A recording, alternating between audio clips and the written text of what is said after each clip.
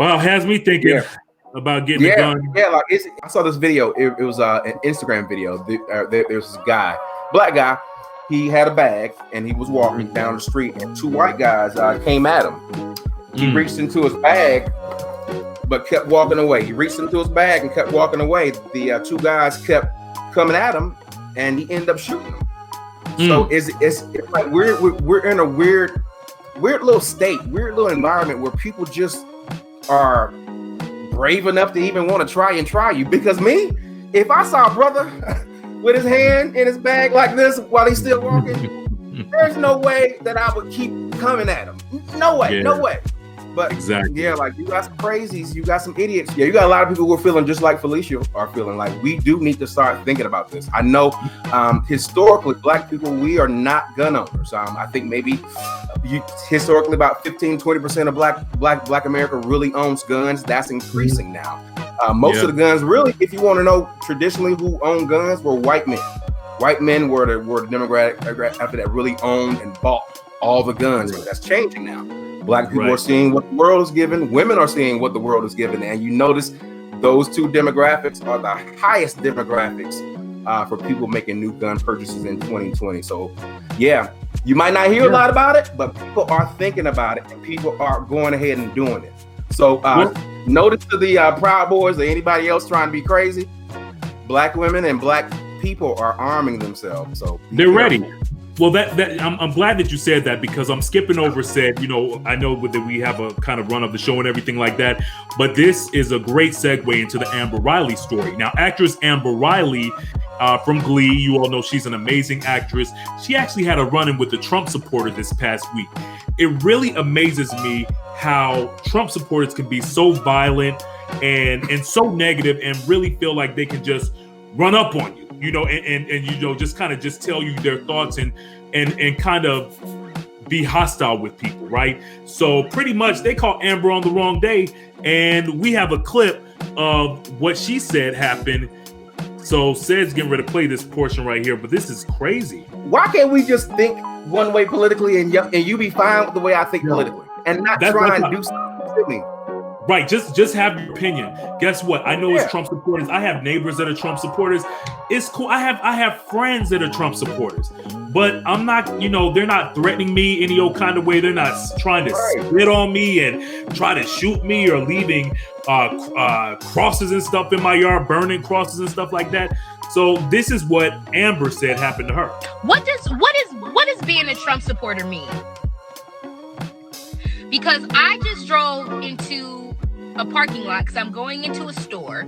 Drove into a parking lot. This older white man with a Trump hat on decides, before I can drive into the parking lot, I'm in the driveway, decides he's going to jump in front of my car, take his Trump hat off, use it as some kind of badge, telling me that I needed to stop. Like he was like, stop pointing at the Trump supporter part of his hat.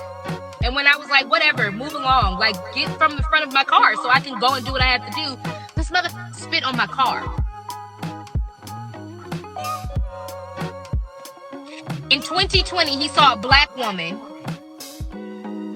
decided that he was going to try and punk me, and the motherfucker spit on my car. I really honestly don't have words. I don't. I'm not the one, the two, or the three. Okay? I'm not the person that take your phone out and make you this when you're doing racist shit. I'm gonna beat your ass. I don't condone violence, but I do condone self-defense. Okay? Because I can ignore your racist bullshit. But when it comes to assault, I'm not taking my phone out. This is not a game. I will beat your ass. That's what needs to start happening. How much do you guys expect black people to take? How much more do y'all expect us to take? How? Right. I should have called my bros. I should have just let them come up there and beat his ass. I'm very human and I don't understand why we are expected so much to hear. I don't.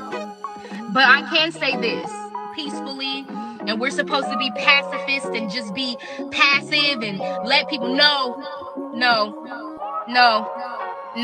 If I would have found him in that store, because I did go and look for him, I probably would be in jail right now. But okay, so that's pretty much how everybody's feeling right now. That's how we as a culture of Black people are feeling. We are tired, we are fed up, and you have to be held accountable for your actions. So if you run up on me, you run up on somebody I love, you got to be held accountable for your actions. And if you do something violent towards me, if you don't throw a rock at me and don't expect me to fucking throw a rock back at you. Excuse my language, you know what I'm saying? But that's just how I feel. That's how everybody feels right now. I mean, if you quartered a mouse into a corner, that mouse gonna whoop he gonna die trying. Yeah. So it's like you come to a point where you have to realize that, like, no, and like I just keep asking myself, how we get here? I ain't gonna blame it all on Trump. He's a big part of it, but I ain't gonna blame it all on him, because he had a whole lot of people that went along with him. At some point, all the people who said that, oh yeah, I don't like what he says, or I don't like how he thinks, well, y'all should have did something at that point so that it wouldn't continue and like cause all these residual issues. But you got a new class of people, not just Black people, but just a new class of people who just ain't taking just the craziness. I pray that we don't have any sort of big racial animus or anything that's crazy, nothing like the 60s or the 50s or the civil rights movement. Like, I pray that we don't have people who still have that mindset, because if we do, it's going to be bloodshed, because what they're fighting against now is an armed populace. Black folk ain't had the guns that they had back in the civil rights or back in Jim Crow when they were going through some of the things that they were subjected to. They didn't have that. But now they do. Now you have a class of Black people who are like, you know what? I'd rather deal with the court system than deal with the cemetery. I'd rather take my chances and defend myself before I allow you to kill myself. And there's a whole block of people who think like that. So my hope is that we don't get to that point, so that we don't have to allow those people to expose who they are, because they will. You got some crazy people doing it. Like, you got people killing people for craziness now. That's why all this rioting's been going on.